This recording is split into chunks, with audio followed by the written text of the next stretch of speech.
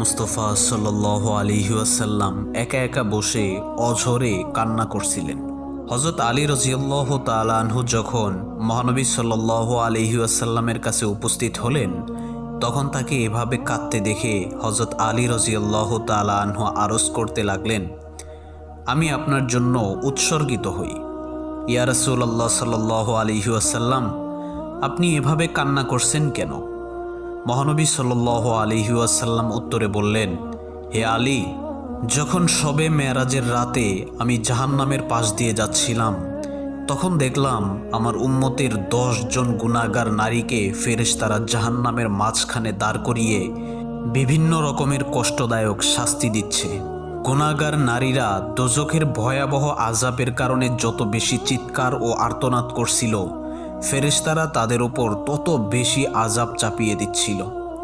সুতরাং হে আলী, সেই সময় থেকে যখন আমি আমার উম্মতের এই 10 জন গুনাহগার নারীকে এমন ভয়াবহ শাস্তির মধ্যে দেখেছি, তখন থেকেই আমি জাহান্নামের সেই কষ্টদায়ক আযাবের তীব্রতা ও ভয়ের কারণে আমার উম্মতের সেই 10 জন গুনাহগার নারীর জন্য কান্না করছি।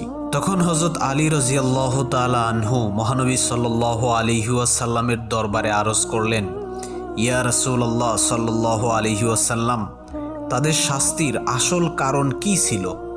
এই 10 জন গুনাহগার নারী দুনিয়াতে এমন কি গুনাহ করেছিল যার কারণে জাহান্নামের ভেতরে তাদের এমন ভয়ঙ্কর শাস্তি দেওয়া হচ্ছে?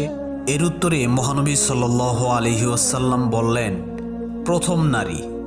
হে আলী, যখন আমি জাহান্নামের ভিতরে প্রথম নারীকে দেখলাম, ফেরেশতারা তার চুল ধরে জাহান্নামে ঝুলিয়ে রেখেছিল এবং সেই নারীর মগজ যেন চুলার হাড়ির মতো উত্তপ্ত হয়ে টকবক করছিল।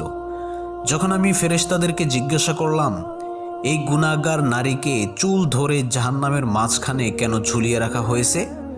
ফেরেশতারা উত্তর দিল, ইয়া রাসূলুল্লাহ সাল্লাল্লাহু আলাইহি ওয়াসাল্লাম, এই নারী আপনার উম্মতের সেই গুনাহগার নারী যে গায়রে মাহরাম পুরুষদের দৃষ্টি আকর্ষণ করার জন্য নিজের মাথাকে ঢেকে রাখত না এবং ওড়না ব্যবহার করত না, আর সে গায়রে মাহরাম পুরুষদের থেকে তার চুল গোপন করত না। এই কারণেই এই নারীকে তার চুল ধরে জাহান্নামের কষ্টদায়ক আগুনের মধ্যে ঝুলিয়ে রাখা হয়েছে। দ্বিতীয় নারী। এরপর নবীজি সাল্লাল্লাহু আলাইহি ওয়াসাল্লাম দ্বিতীয় নারীর অবস্থা বর্ণনা করলেন। তিনি বললেন, হে আলী, যখন আমি দ্বিতীয় নারীকে দেখলাম, তখন ফেরেশতারা সেই নারীর জিহ্বায় লোহার শিকল পরিয়ে তাকেও জাহান্নামের মাঝখানে